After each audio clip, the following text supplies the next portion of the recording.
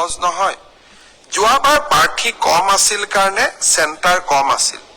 এইবাৰ চেণ্টাৰো বহুত, প্ৰত্যাহ্বানো বহুত। কালিৰ পৰা আমি প্ৰস্তুতি কৰিম যাতে পৰীক্ষা সুন্দৰ কৰি হয় আৰু পৰীক্ষা আমি যাতে সফলতাৰে পাৰ কৰিব পাৰোঁ। পৰীক্ষাত নকল কৰা বা পৰীক্ষাত নিয়মৰ বাহিৰত গৈ যিসকলে কপি কৰে, নকল কৰে, তেওঁলোকৰ বিৰুদ্ধে আমাৰ চৰকাৰে এখন বিধানসভাত আইন প্ৰণয়ন কৰিছে। ইয়াৰ ফলত পৰীক্ষাত নকল কৰা ব্যক্তিজনক গ্ৰেপ্তাৰ কৰাৰ উপৰিও তেওঁৰ ঘৰুৱা সম্পত্তিসমূহো চৰকাৰে অধিগ্ৰহণ কৰাৰ এক ডাঙৰ ক্লজ এই আইন কেইখনত আছে। দুই এদিনৰ ভিতৰতে আমি এই আইনখনৰ বিষয়েও বহুল প্ৰচাৰ কৰিম। মই আশা কৰিম মেধাৰ ভিত্তিত নিযুক্তি, বহুতে কয় মোৰ মেৰিট আছে কাৰণে মই চাকৰি পালো। বহুত এতিয়া ফেশ্বনো এটা আছে যে আমি বিজেপিক কিয় ভোট দিব লাগে, আমিতো মেৰিট আছে কাৰণে চাকৰি পালো। মই এটাই কথা কম, মেৰিট আৰু মেৰিটৰ ভিত্তিত পৰীক্ষা পাতা এই পংকিলতাৰে ভৰা সমাজত ইমান সহজ নহয়।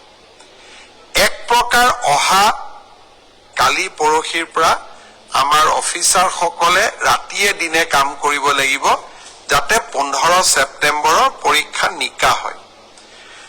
কিন্তু মুখ্যমন্ত্ৰী বা আন মন্ত্ৰীসকলে যদি বিচাৰে পৰীক্ষা নিকা হ'ব নালাগে, মোৰ মানুহে চাকৰি পাওক, তেতিয়াহ'লে সকলো কথা সহজ। সতৰ বিপৰীতে গৈ আমি কাম কৰিছো। পৰীক্ষা নিকা হওক, আমাৰ মানুহে পাওক নাপাওক, মেধাৰ ভিত্তিত চাকৰি হওক। এই সংকল্পক সিদ্ধিলৈ ৰূপান্তৰ কৰা এটা অতি কঠিন কাম। 15 ছেপ্টেম্বৰত আমি আকৌ এটা শিক্ষাৰ্থীসকলেও পৰীক্ষা দিব, চৰকাৰেও এটা কঠিন পৰীক্ষাৰ সন্মুখীন হ'ব। মই আপোনালোকৰ সহায় সহযোগিতা বিচাৰিম। আমি কেইবাটাও টেলিফোন নম্বৰ দিম। কোনোবাই যদি কৰবাত কিবা এই ধৰণৰ বেআইনী ঘটনাৰ সুযোগ পায়, নকল কৰাৰ ঘটনাৰ খবৰ পায়, কিবা নকৰিবলগীয়া কাম কৰিব এনেকুৱা আগতীয়া খবৰ পায়, আপোনালোকে যাতে আমাক জনাব পাৰে। 15 ছেপ্টেম্বৰৰ পৰীক্ষাটো চৰকাৰে নহয়, অসমবাসীয়ে লগ লাগি আমি সুন্দৰ কৰি পালন কৰিব লাগিব। আজি আমি থানা কমিটিসমূহৰ মিটিং পাতিছিলো।